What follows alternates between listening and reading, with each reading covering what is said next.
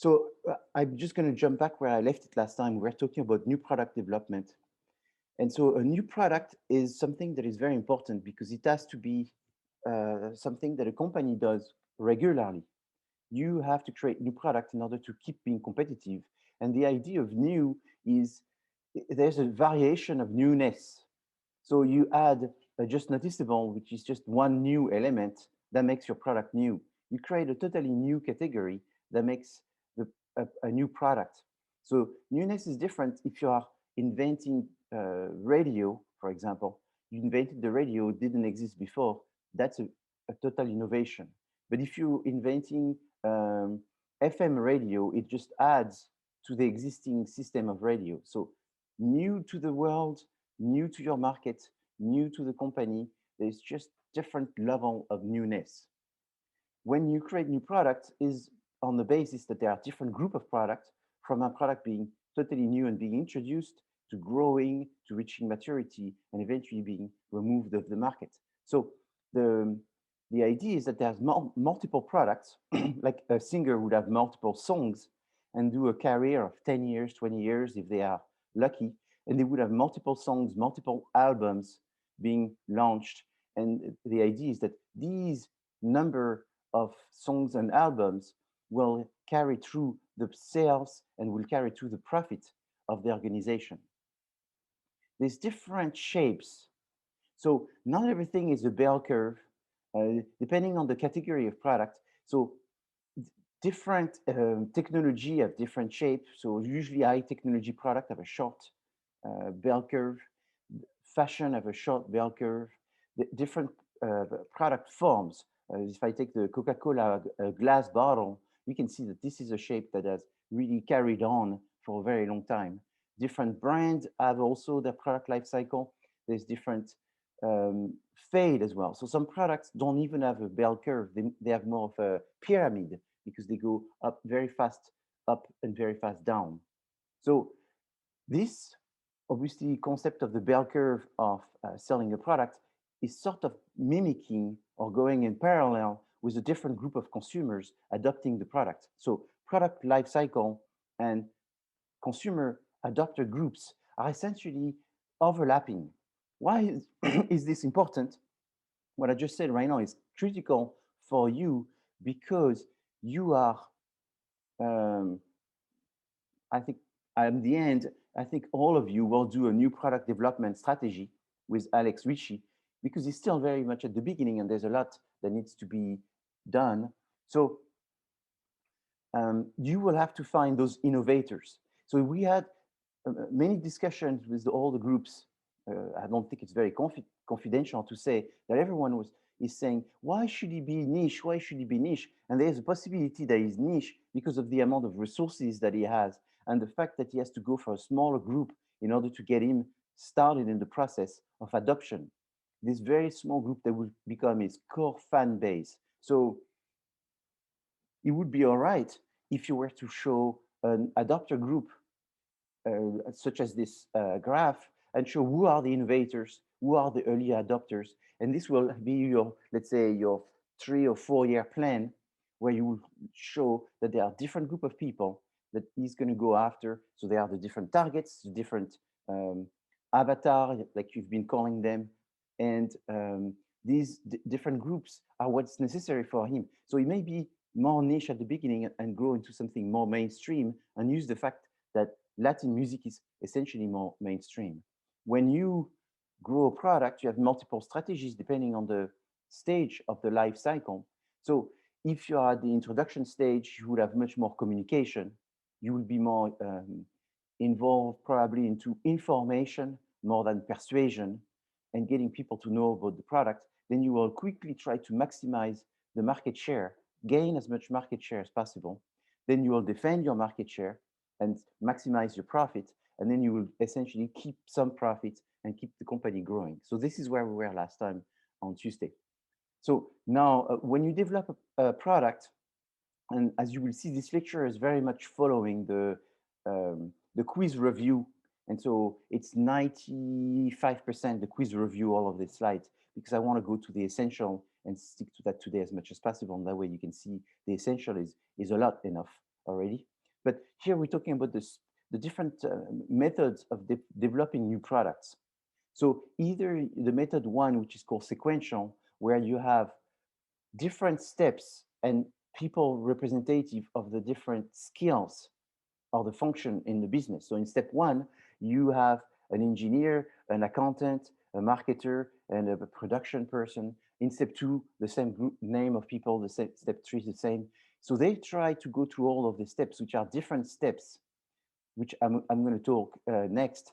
And that's one method, which is the sequential is the one method, which is the more traditional. So the simultaneous is the, the simultaneous is actually the opposite, where you try to have one group of people be representing. So in fact, it's the opposite. I've mixed them up. So the simultaneous is you have different steps, but with the same group of people from different function. So let me wake up on this one. I don't know why I'm confused. It's very simple. So the simultaneous team-based is you can have 4 steps. So you can have 4 teams. And in each one of those teams, it's not the same people, but it's the same function. The idea is that when you develop a product and you have a team-based simultaneous development, is that you have a more overall view of all the people that compose the company. And so all of these different functions are represented by a team, and it's a different team for each step. So this is more complicated because it's usually a bigger company because you're going to have duplicate of the same function. However, it's better because every time you have an overall view for each one of the steps versus the sequential, which is the more traditional, the simpler, the one that is done by the small business, is you could have one person do the sequential. So like the owner, let's say there's one owner, and the owner knows that there's multiple steps to develop, and in each one of these steps is going to adopt the role that is required for each one of these steps. The problem with the sequential is it's the same person that review each one of those steps, and it's the same person that wear the different hats of the different function in the company. So sequential, not as good as simultaneous team-based, but sequential, more realistic for most businesses, probably 80% of the businesses, it's more realistic. But so knowing that both exist, I think what I learned from this is when you're doing the sequential, which is the most common one, when you own a smaller business, is you try to really understand the fact that you need to really wear the hat of those different functions every time and not assume, because you see, when you develop a new product, the big problem that happens is that there's a bias in your own belief of this new product being so good. And this bias in your own belief makes you sort of validate each one of the steps in order to move to the other step, and you make shortcuts. So what are those steps? So there's eight different steps, and you could say there's more than 8 steps. There's many more steps, but here they're broken down into 8. So you could do A, B, C, D, and in A you put ID generation, ID screening. Usually they're together. In B you put concept. So you could have 2 go on 1, and then you end up with 4. But the idea is the first one is the first and the second are extremely important because it's where you have to have the less bias in when you're looking for information. So when you brainstorm, when you ask consumers, is you don't want to jump to conclusion. You want all kinds of anything being discussed, because it's possible that there's some ideas that looks like impossible to do because it's collected by the marketer, and the marketer does not know everything about what can be produced or engineered. It sounds like something that you, the person collecting, would not want, but the consumer would want. So ID generation, the idea behind that is the more the better. ID screening is you start of selecting the best one. Then you develop the concept. So the concept becomes much more clear. Then you develop some strategies.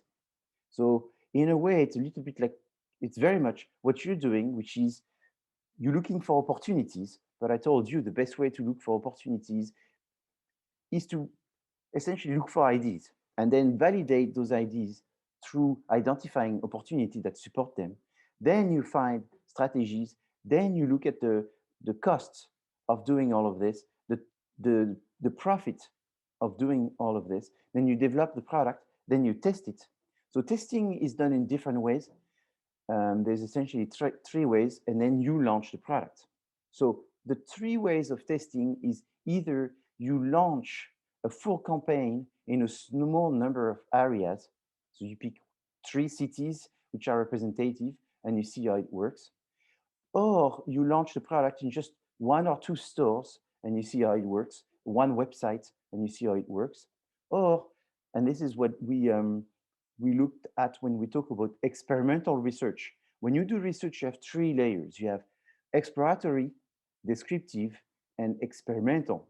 So experimental research is when you look at cause and effects and you have a treatment that you manipulate.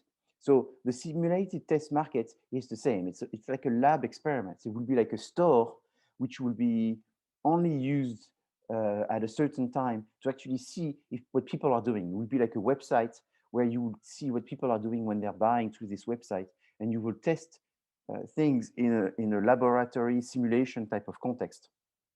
All of these have pros and cons. The standard test and the control test are more approachable for small business.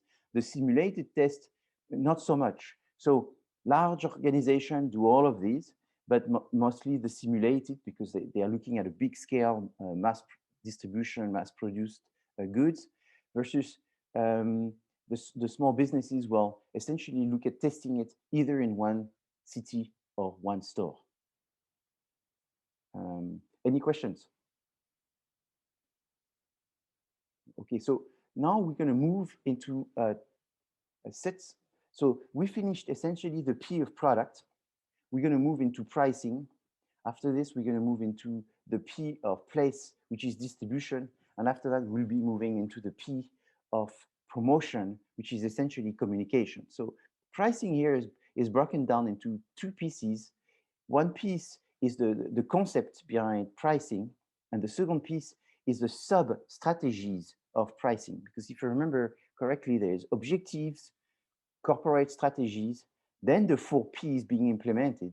And when you implement the 4 Ps, you implement them with sub-strategies. Like we looked at the sub-strategy of product, the product mix, where you have the product line mix with down stretch, up stretch, the width, the length, and all of this. And we looked at branding, where you have multi-brands, brand extension, and so forth. And now we're looking at pricing, but just the concept. So the idea of pricing is and that's oftentimes very interesting when pricing is much more complicated than it seems when you actually do it for your own business, because there's the obvious idea of pricing, which is to sell as high as possible. But what does that mean? Well, it depends how much resources you have. It's very common, and unfortunately, even more so in 2021, for businesses to price things in terms of survival. Pricing to sell. There's pricing to make profit, which is obviously very obvious, and there's pricing to be competitive, so let's say less than your competitors. And then there's pricing to increase people perception of the quality of the product, because there is a connection between people perception of prices and how they perceive the quality. And the higher they perceive the price, oftentimes the higher they believe the quality of the product is. So in the price, you have 2 costs. You have fixed costs, which do not vary with the production, and you have variable costs, which vary with the production. So if you're renting a building and you produced 1 unit, it's this fixed cost of the building rental is not going to change. And if you produce 1,000 units, it won't change either. So the idea here is to maximize the number of products that you'll be making in order to reduce the weight that your fixed cost would be. Your variable cost will increase with the fact that you will need more raw material, for example, as the cost keeps going up. You will need more electricity, more people, and that will increase. So other cost consideration is economies of scales. So economies of scales is related to what I was just saying, is the more you produce, the more you will reduce the cost of each unit, because when you buy more, you get also better prices for your product. So if you make 1,000 packaging, you get a cost for 1,000 packaging. The packaging, most of the time, you have to buy, and therefore that 1,000 will cost you more than if you were to buy 5,000, because you get a discount for volume.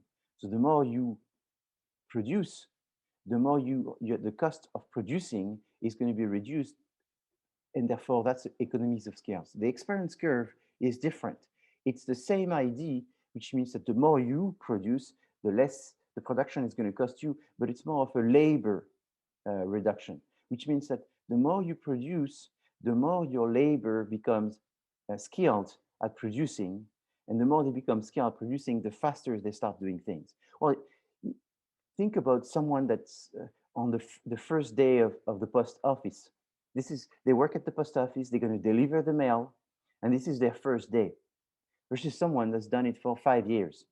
Someone is the first day is going to take more time because they have to learn the route and learn organizing themselves in order to give the mail. If they've done it for a week, 2 weeks, a month, a year, they become much faster and they will finish their shift much faster.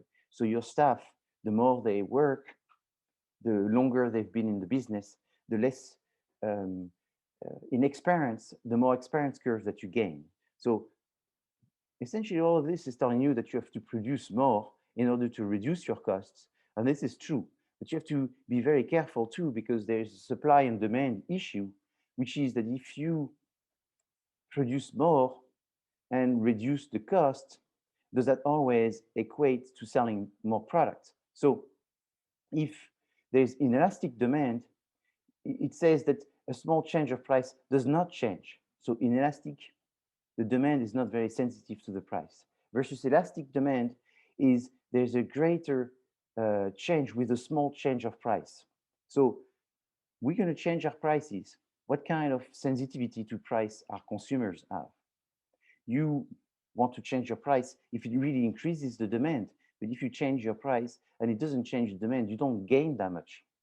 And sometimes there is even a benefit in increasing. So for luxury goods compared to necessities, if you increase the price, people will actually want more of the product. So you get more margin. And so there's an incentive for increasing the price.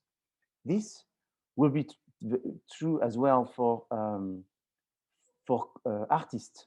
You know, I think the the artists whose tickets are more expensive have a better reputation, and at the same time, the fact that they are more expensive, it probably enhances their reputation, because people think if they are more expensive tickets, that means the concert, these people are better. Does it raise expectation? It probably raises expectation. So those people have to make sure that they do a really good show, and in order to not generate some kind of negative word of mouth. That's for sure. So so when you have a business, you want to try to do the maximum profit margin. So you look at, let's have the highest price as possible. But at the same time, if you have a very, very high price, you probably will not be competitive, so you don't sell any product. If you say, you know what, let's have the lowest price as possible, and this is a strategy which is called cost leadership. Cost leadership is good, but eventually in the long run, this may not be appropriate because you have no more, not as much or not enough money that you generate and resources that you generate in order to keep doing new product development. Or when you do new product development, you don't do a just noticeable difference that is significant enough that your company is really worth much to your consumers. So you don't develop really good relationship and so forth. So the lowest price may seem like a good idea, but there is a middle ground. So how do you decide of that middle ground between saying, let's have the highest price as possible and let's have the lowest price as possible? So the first method, which is very simple, is cost-based pricing, where you say, we are going to say, let's have a percentage that we add to the product. So the rule, so retail store or being an online store or physical store do this. Many of them do that, where they apply a coefficient. So they do 1 point something. So they buy a product $1 and then they multiply it by 30%, 50%. So they do $1 multiplied by 1.3, and that's their 30% margin. And then they apply this 1.3 to everything, independently of what it is. Obviously, by doing this, it's very simple, but it's not really optimizing the sales or the cost of the products, because there may be products that would benefit from having lower percentage in order to make the company more competitive. And some products, you would have the opportunity to have higher percentage of product margin. So that's what the break-even analysis is worried about. The break-even analysis is a concept that I think is fantastic, because you want to learn this concept in marketing and for sure use it in marketing, but it's even more important when you're looking at entrepreneurship. There's not one successful Shark Tank. You can take any successful Shark Tank that is not based on, that didn't have a good break-even analysis. So when you make a pitch for an investor, at one time, you have to talk about your projections. What do you project your sales to be? What do you project your the profit margin to be?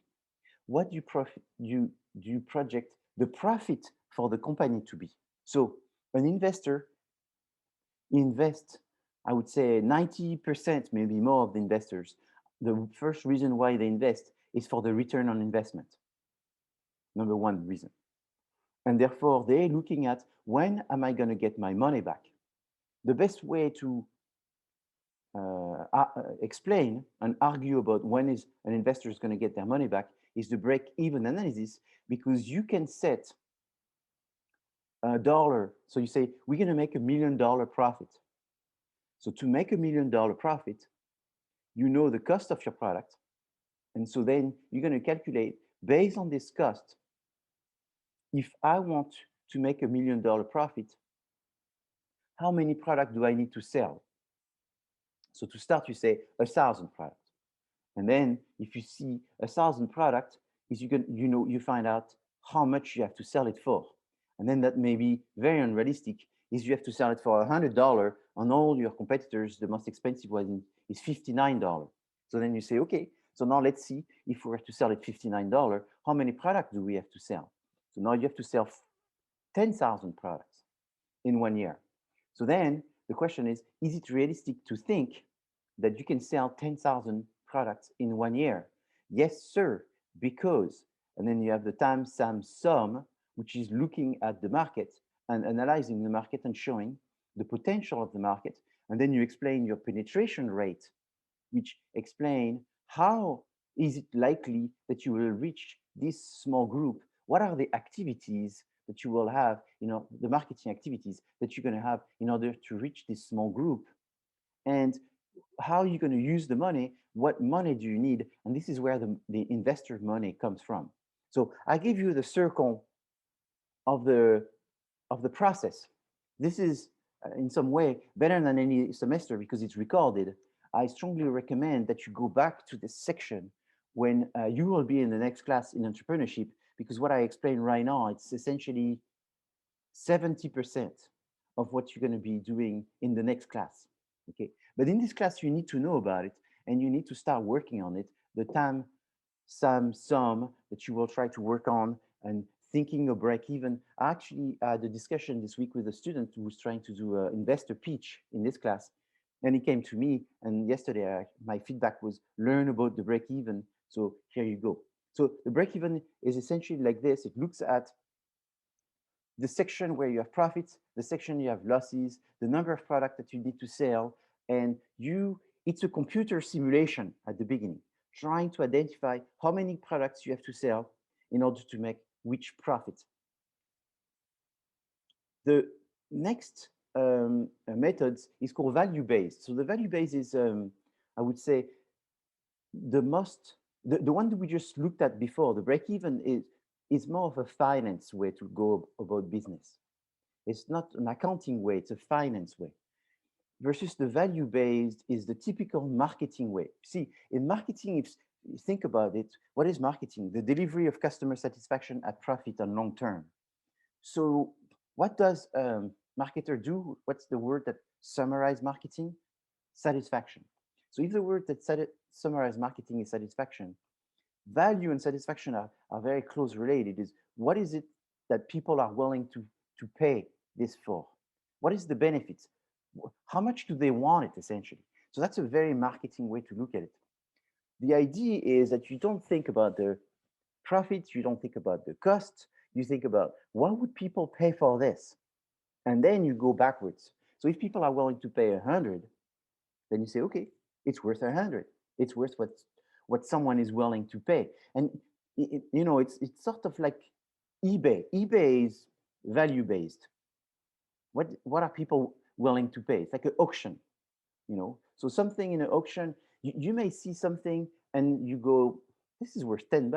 And then you see how much it's sold at an auction and it's sold for $100 and you go, people are crazy. No, people are not crazy. It's worth $100 to someone and that's all that matters. Now, the problem is sometimes something is worth $100 for 1,000 people and then it's worth $10 for 1 million people. So when you're selling this product, who are you? Who's your target? The 1,000 people or the 1 million people? Therefore, the price should be either 10 or 100, depending on who you're selling to. So pricing here is this idea that who's my target and how much are they willing to pay? Okay, this is one method, and then there's the other one, which is, I suppose, the easiest one of all, because this method takes, I think, few minutes to accomplish, which is who are my competitors, number one, and what is their price? And based on my competitor price, I will base my price. So if your competitors are $100, you can put yourself at $100. But maybe because you want to gain market share, you're going to put yourself at $90. That's one idea. Or maybe because you want to get a psychological pricing, you're going to put yourself at $99.99. So that would be essentially $100, but you're going to beat your competitors, at least from a price perception. Okay. So now let's look at the pricing strategies. So there's not too many, but you will see they're simple. So the idea is you see the whole concept of being value-based, cost-based, break-even, competitive-based pricing. And the reality of all of that is when you set your prices, I think you should make a combination of all of this.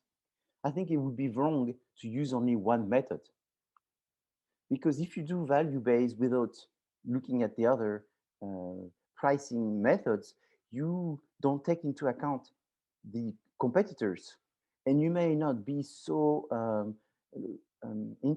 focused on profits, but marketing again is satisfaction of customer needs at profit. So you have to take all of it into account. What is the cost? How much people are willing to pay? What are the price of our competitors? And then let's do some simulation in terms of how much profits we could really generate within a time period in order to make this business really worth for everyone and worth maybe to pay back the bank or pay back the investors. So the first method, there's two methods when you're launching a new product. It's market scheming is when you decide to set the price as high as possible in order to scheme the market, which is in order to get the most profit from the market. So this method is good if your product is really innovative, when you have no competitors or very limited, when your quality and your technological advantage is really superior, when your competitors cannot make lower prices than you too quickly, because you wouldn't want to start very high and then right away, a week after, you are being undercut. And if you do this, it's very short-lived and you're going to be sort of be taken advantage of. You know, it's like if someone sells a house and say, you know what, there's not many houses in the neighborhood right now. Yeah. So what should we do? Let's sell the house $2 million. Yeah, but it's really worth $1.5 million. Yeah, but there's no house in the market right now. Let's do 2 million. Then you do 2 million. Then the week after, there's the same house, same street, same looking house, so that comes at 1.5. You essentially helping the one that comes at 1.5. They're gaining from you because you were so high that now you make them look good. Okay, so that's the problem with scheming, is you have to make sure that you have the possibility to sustain this high price. Now, the next strategy for when you launch a new product, and I can explain it very quickly and you will understand it very simply, it's the opposite. Is when you decide to have a market penetration pricing, which is essentially trying to sell it as low as possible. So it's not a overall cost leadership type of price where you're going to be very, very, very low, but you're going to make it in the sense that your price is low enough that there is margin, that you're being very competitive. In fact, you're extremely competitive. And you will want to do this because you will want to gain as much market share as possible.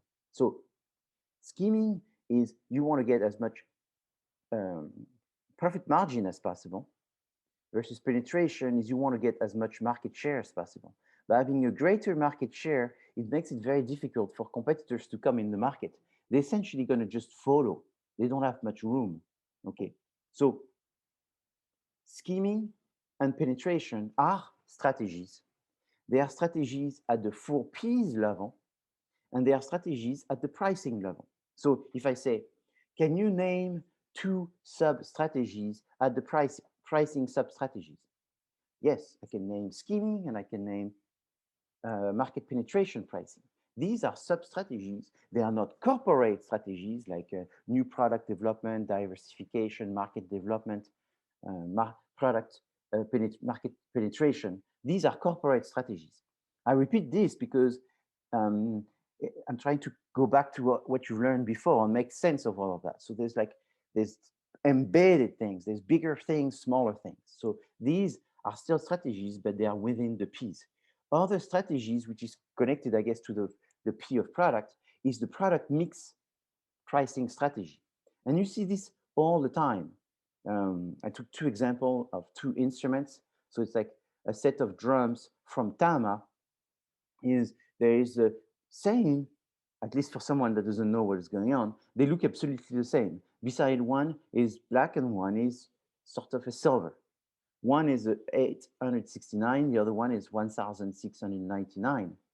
What's the difference? Well, there are differences, obviously, because of the finish and quality, and there will be on sizes. There will be differences between the two. So why would businesses do that? Because they would want to have different pricing depending on the features of the product in order to cover a larger group of consumers. All right. So product line pricing is different prices for different products, even though they may look alike. Then you have optional product pricing. So the idea is that you make a small margin on the core product, like a guitar. So a guitar is like 20% profit margin, but the bag is you actually make 60% profit margin. So the guitar is $500, yet you make 20%, versus the bag is 50 or like $70, but you're actually making $35 because you're making 50% or more, or something like this. So businesses do that because sometimes they want people to buy more, buy the product, but really want to use the options that the product offers, and they make more money on the options. It's the same thing. You buy a car, they may make a good money with the car, but they will be making much more money on all the options for you to buy the car. And sometimes they make money even on the financing more than anything else. So optional product pricing. Captive product pricing is the fact that when you buy this product, there may be some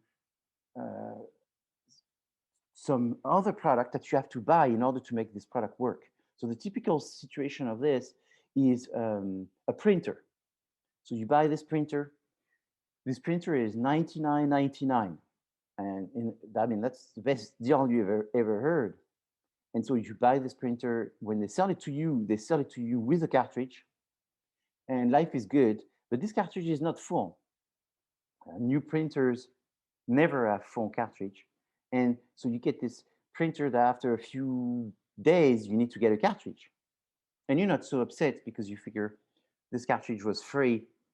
I was lucky enough to get this deal at $99. Then you go to the store and then you find that the new cartridge is $49.99. And their profit margin on the printer was, I don't know, 8%, it was really, really small. But the profit margin on the cartridge is like 250%.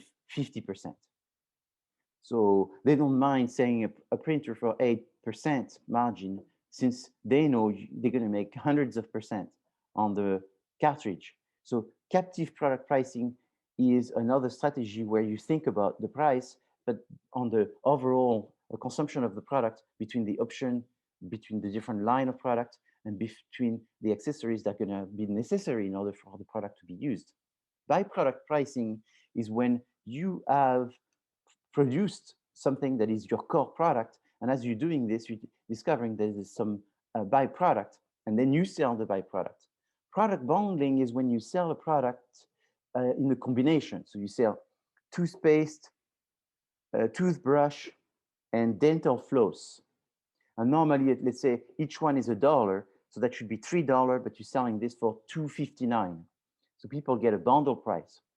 The advantage of a bundle price is you sell everything under one brand, you sell more product versus selling just the toothpaste. And you get people also to try something new. Your profit margin is lower in terms of percentage, but it's higher in terms of dollar volume because you sold more products. So you may end up with more cents in your pocket, but less profit margin as you had to reduce the profit margin per product. So for in the music industry, how would that translate the best? If you're buying a concert season tickets, so concert season tickets, instead of buying one ticket, another ticket for the next, another ticket for the concert, you buy 5 tickets, and obviously the cost of those 5 tickets is going to be less than 5 times the normal cost of a ticket. So bundling pricing is also very interesting because it allows you to get more sales. So there are discounts that we're all very familiar with, based on the season, based on if you pay in cash. There's segmented pricing, the idea that you don't have the same price based on who you're selling to. So a student price versus a non-student price, a price for a Coke in a vending machine versus at the airport, depending if you buy the tickets to go to that concert on a Tuesday night or on a Saturday night. So Tuesday night, cheaper, Saturday night, more expensive for the concert ticket, depending the form of the product. So the form of the product is if you buy a glass bottle versus a plastic bottle, there would be different costs depending on the packaging or something like this. So promotional pricing, there's lots of them. I just listed them there. These are things that you're very familiar with. Special event, cash rebate, low interest. So all of these, the one that is less famous by most people is the first one at the top. It's called loss leader. So what is a loss leader? Anyone knows?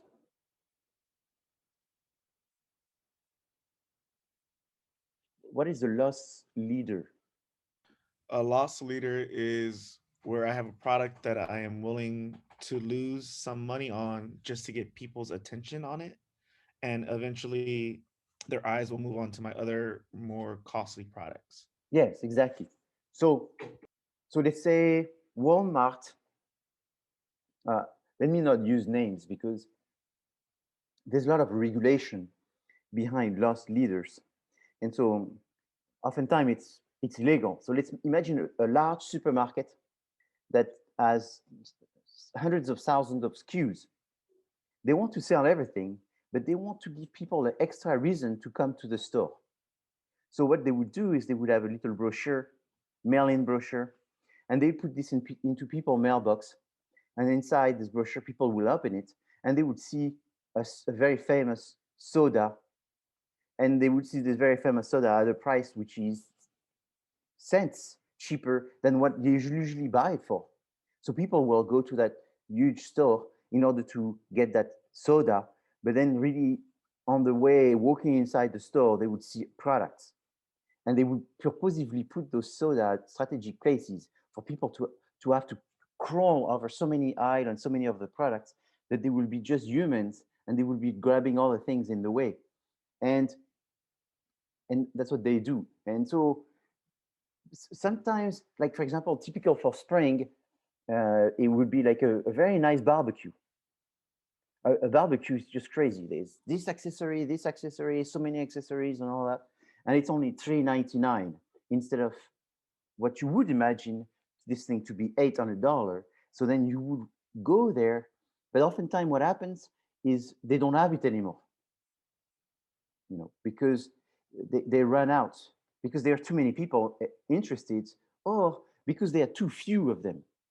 And so the loss leader promotion is a little questionable because sometimes it's sort of abused, and that's why there's a lot of regulation around it. I think this was Pablo, right? Thank you, Pablo. You got it. So now we're moving to the P of place, which has to do with distribution. So with distribution, the idea is that there are intermediaries, and intermediaries are necessary because that's the people that help you go from production to consumers. So organization oftentimes do not have all of the intermediaries required. So what you do is you have to be realistic. And I see a lot of businesses that are not realistic. But this is something always that I find the MIA students are very realistic because they know too well in their industry that it's really tough because of the distribution. You can be the best singer, and obviously we can see that with our artist this semester, Alex Ritchie.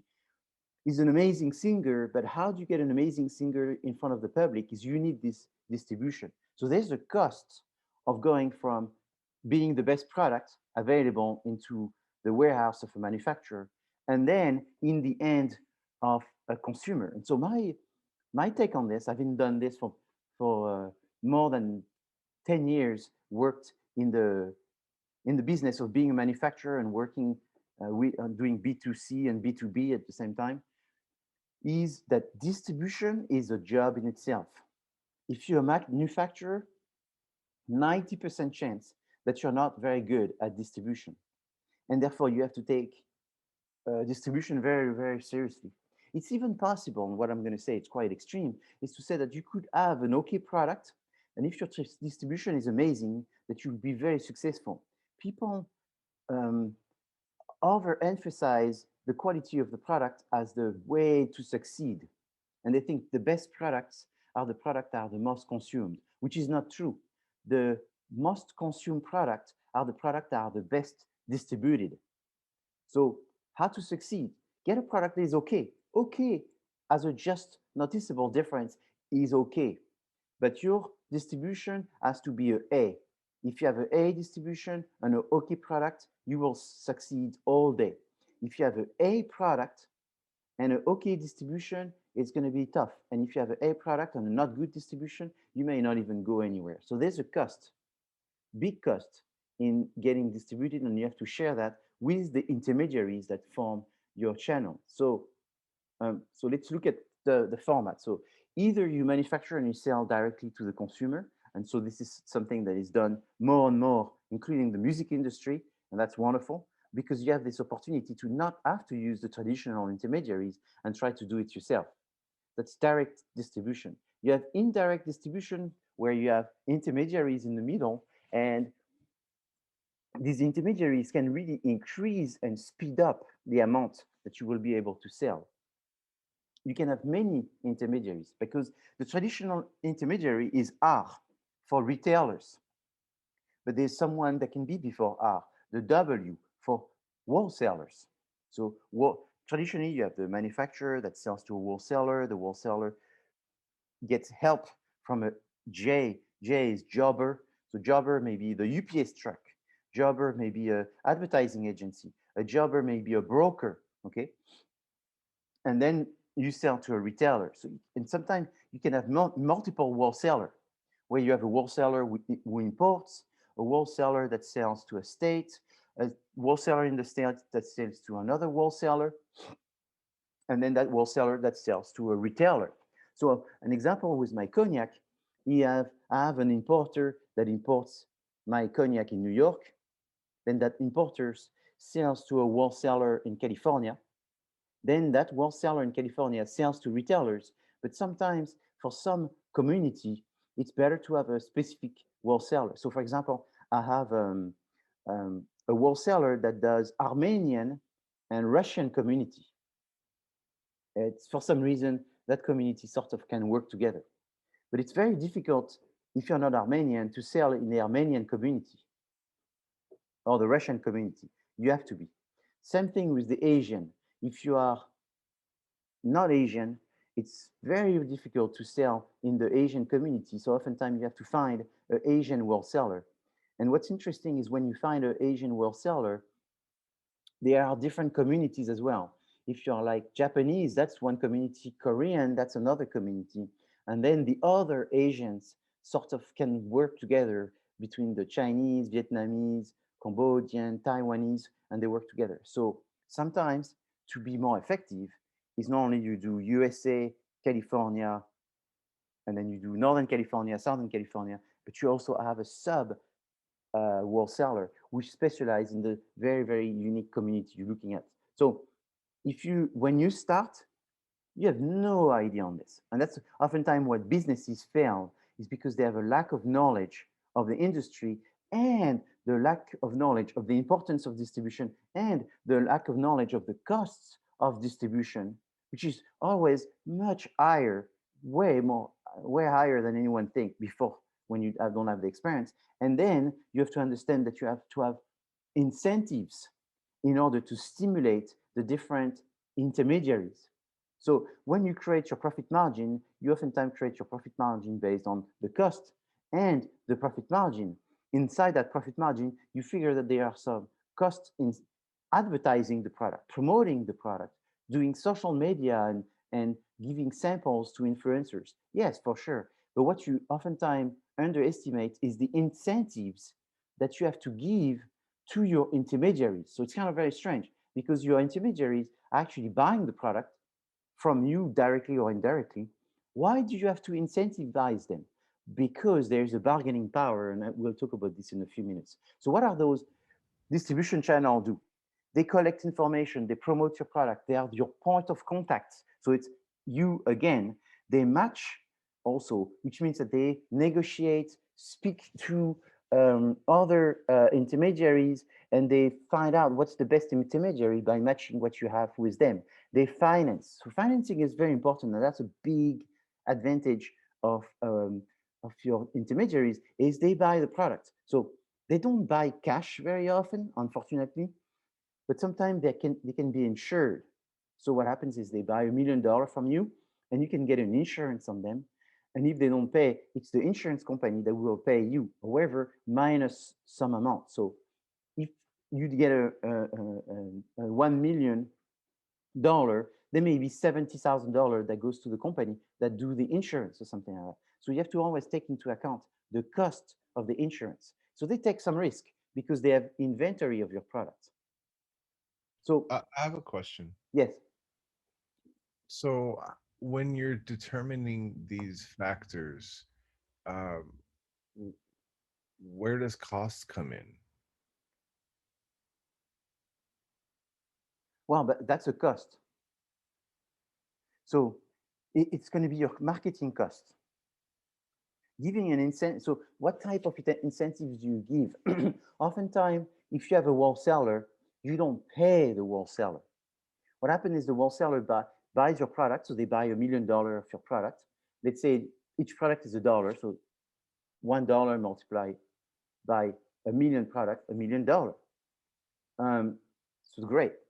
But what happens is you may create incentives, and there's multiple types. Incentives will be like a bonus. You will contribute to a bonus if to the salesperson that sells the most with some kind of target sale. So if someone is able to sell 5,000 product, they get a bonus of $200, you know. And so that becomes the cost. It goes into your marketing costs. And then your marketing costs are inside the cost of the product, the cost of the raw material, the cost of the labor, the cost of the production, the cost of the insurance, the cost of the legal, the cost of the taxes, and the cost of marketing. And then you have financial cost as well that you have to add. Okay? Does that Yes. answer? Yeah. So you put it in your marketing cost.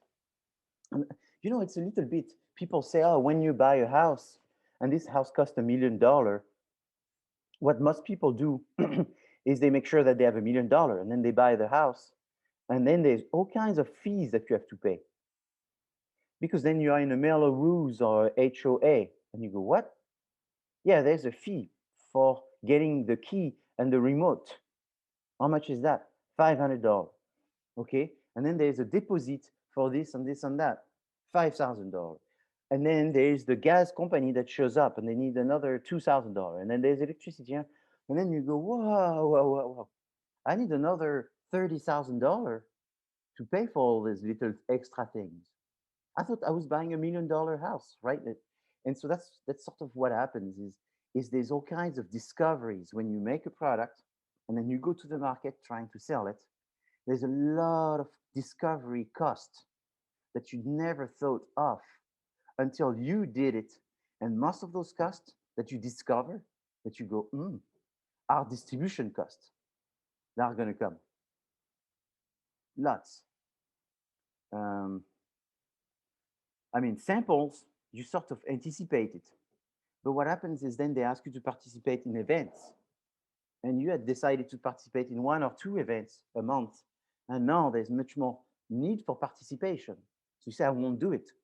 But the intermediaries, your distribution network, will play and do more things with the company that do more events.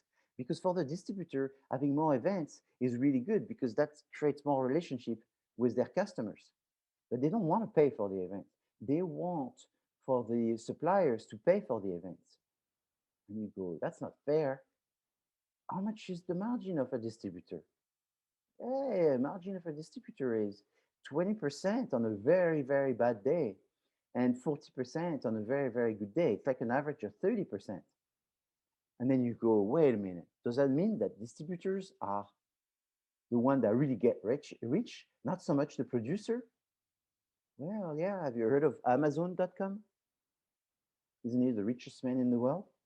You know? Oh, yeah, that's right. Yeah, distribution.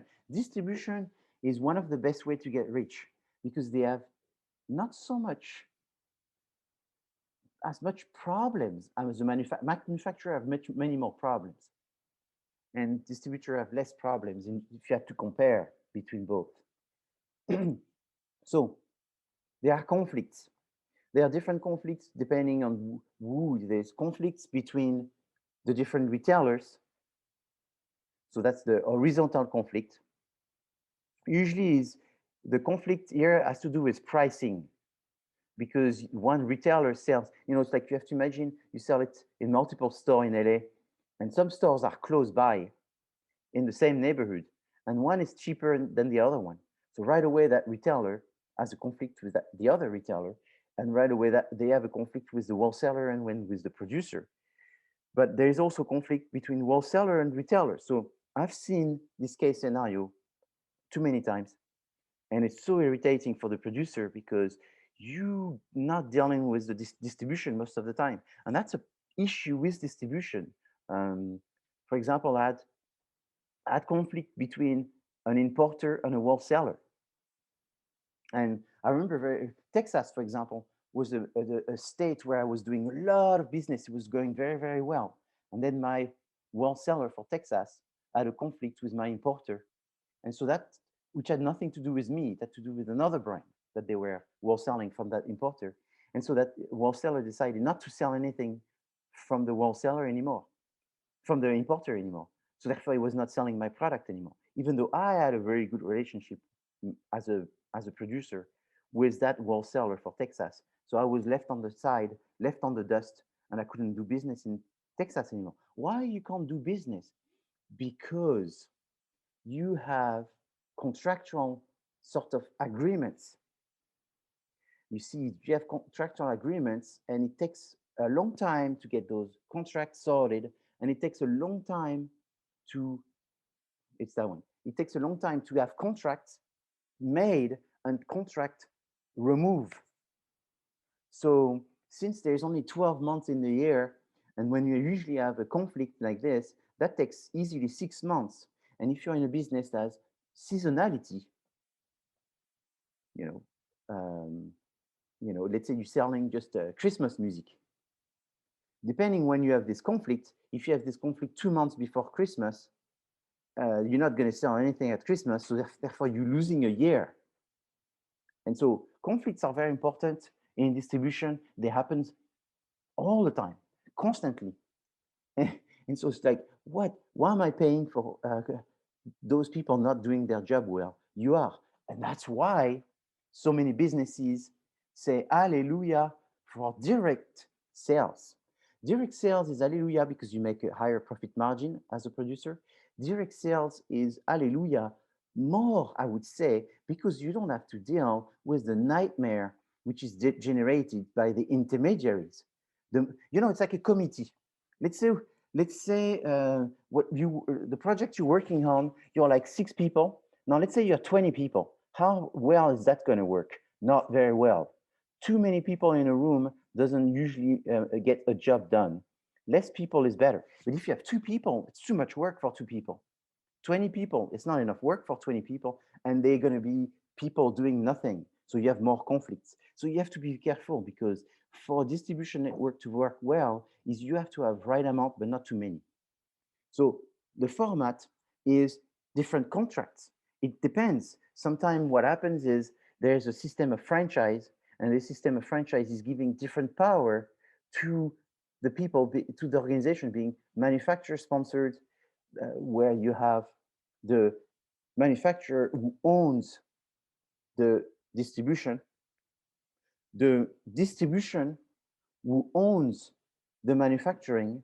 And with these different formats, you can sort of minimize this idea. So for example, in my case, I try to do everything I can. I'm launching in just a few weeks a new product, and I've decided to launch this new product just on my website. So it's going to be launched on my website, available just from my website. But the little situation is to run this e-commerce. I don't do that because that's another ball game.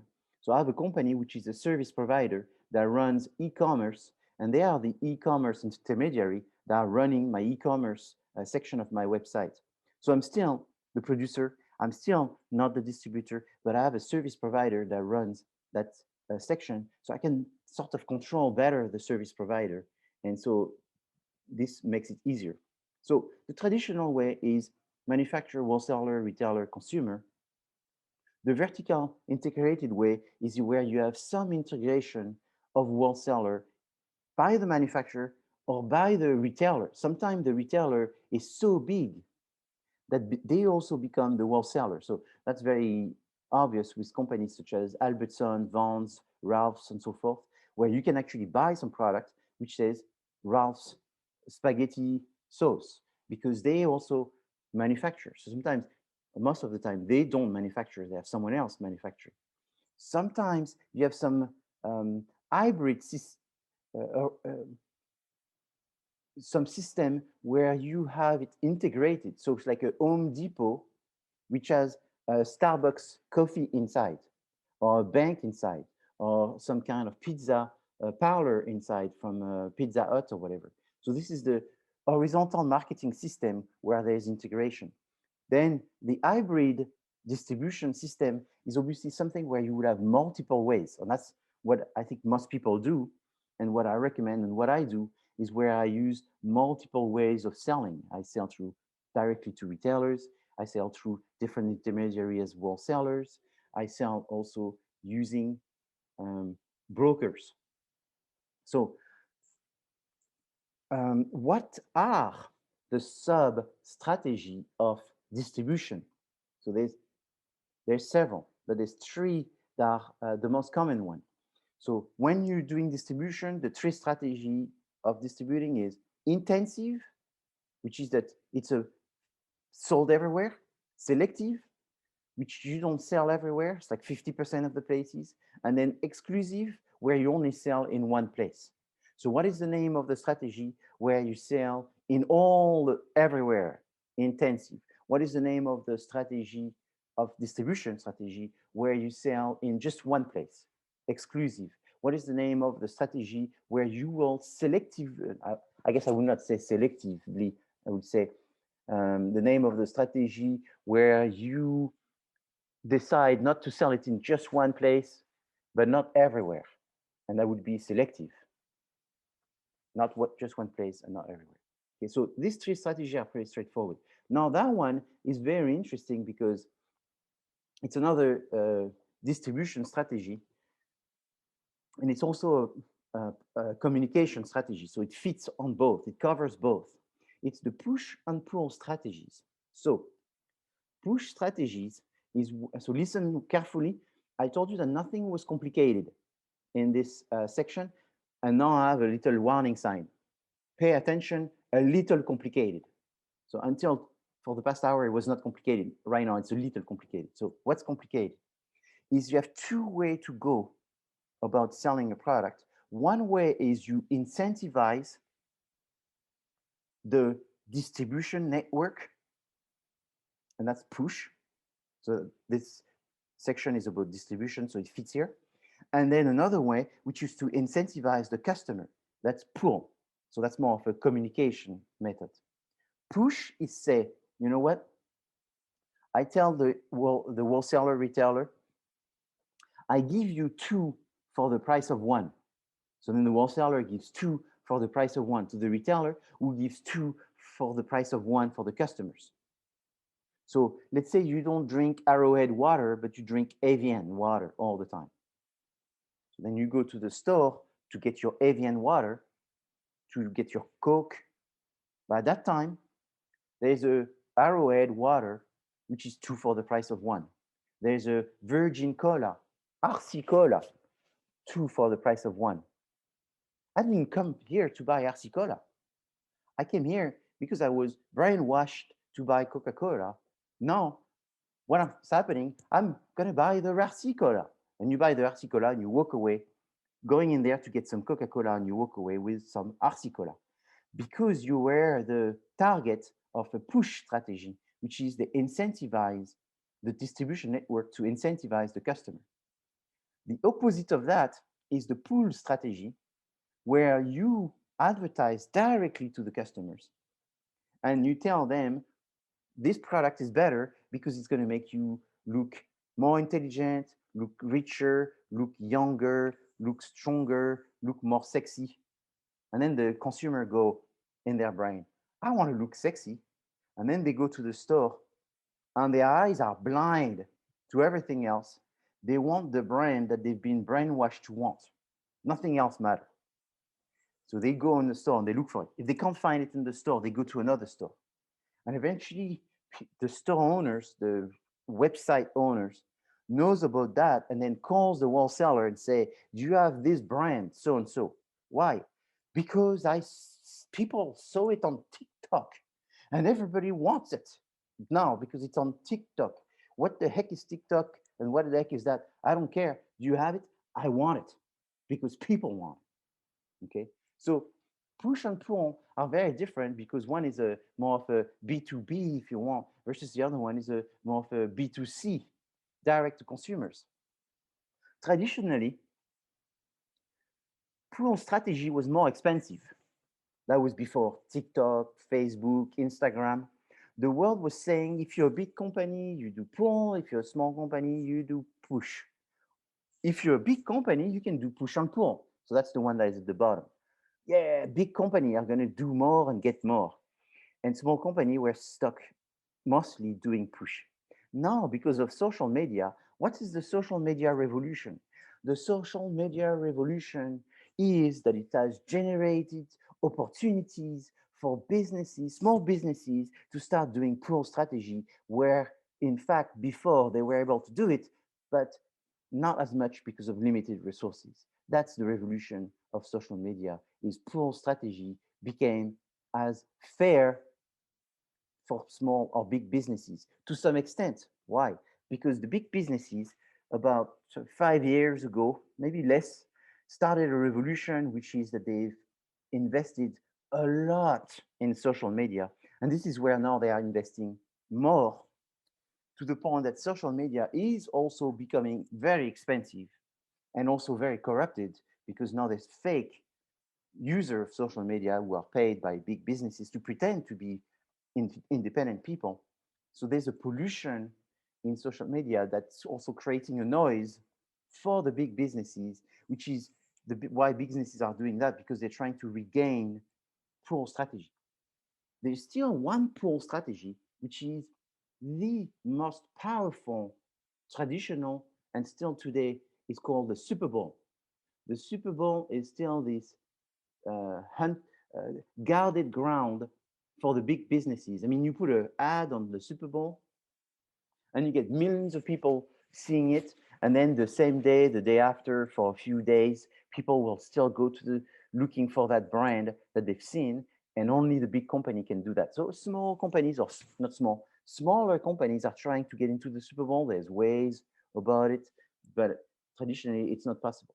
So push and pull are very fascinating, and push and pull are sub strategies which are sort of overlapping distribution and communication. So what are the major logistic function? Well, they do purchase orders, they store the product, they control inventory, they move the goods between the different intermediaries and obviously to the customer, and they help you reach your customers, essentially paying for the cost, most of the cost, which have to do with the consumers. So the idea of marketing logistics is that there is inbounds and outbounds. There's the supply chain and the value chain. So you are obviously, as a marketer, very interested in how to maximize the shipping, having hubs, using the intermediaries with the most leverage in the area, in the markets. But that's the outbound. Marketing is also worried about inbound, is where do you get your own supply. And I know you think this is a accounting and a production issue, but it's also a marketing issue. For example, in my case, from 2008 to 2012, something like this, most of my packaging came from Asia. And to give it a name, it came from South China. So all my packaging, beside the glass bottle mostly came from France, but the boxes, the card boxes, the,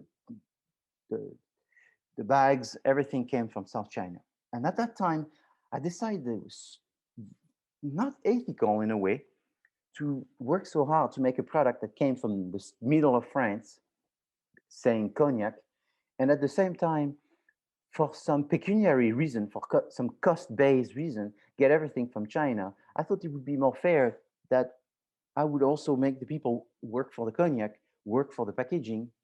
And so I decided to start looking for smaller businesses that would be able to do the packaging, and they were more expensive. And so in 2013, I got, 10% of my packaging, 50%, 100% of my packaging now comes from right less than a day truck away from Cognac. And the reason I did that is because everyone has the word in their mouth about zero emission. And that's the presentation we're going to move on in a few seconds. And this zero emission is also a marketing selling point, but it's also, I think, an individual responsibility. So I thought it'd be much better to start using local and sustainable products. And so that's what I did. And that was not just a good environmental decision, there was also an inbound um, question with this, because to go from China to the middle of France, this was 2 months from the day he left and the day he came to France. When they came to France, because the French people love doing some strikes, there was 50% of the time some kind of strike, which made my product being stuck in the port, sometime an extra month. So that was 3 months. The complication of having this 3 months plus the production, so that was like a month or two. So it was like 6 months, rotating packaging for 6 months or 5 months, managing the inventory, managing the aggravation for my customers that I had to swear to them that it was not my fault, that there was a problem here, a problem here, a problem there, that I had no control and all that. I gave up and I said, you know what? An hour away from our warehouse, that's where I want to get my packaging, because you can control when there's an hour away. And so I paid, the 20% more expensive, but I gained it in the way of doing business that was much better. And in fact, when I started doing this, my little producer hired one more person. And because they hired one more person, their price went down a little bit, which they were able to produce for more people in the local area. More people in the local area created what I just told you, economies of scales, learning curve. Their price went down. Now they were not 20% more expensive, they were 10% more expensive. So much than all of the opportunists that says, you know what, I'm going to buy this French-made products because I'm in France. They were opportunists because it sounded good. They really did it because now it was actually cheaper to buy this product made in France than it was to buy them from China, even though in China that was 10% cheaper because of all the inconvenience. So that small little producer bought a better machine than he had before. And with this better machine, he had economies of scales, learning curves, and now it's not 10% more expensive, it's 5% more expensive, which essentially means it's the same price. Because also what happened is in the meantime, China prices went up. And the European Union protected themselves by creating some other paperwork and whatever, which made it even more of a nightmare to do this. So this is the world that we live in right now.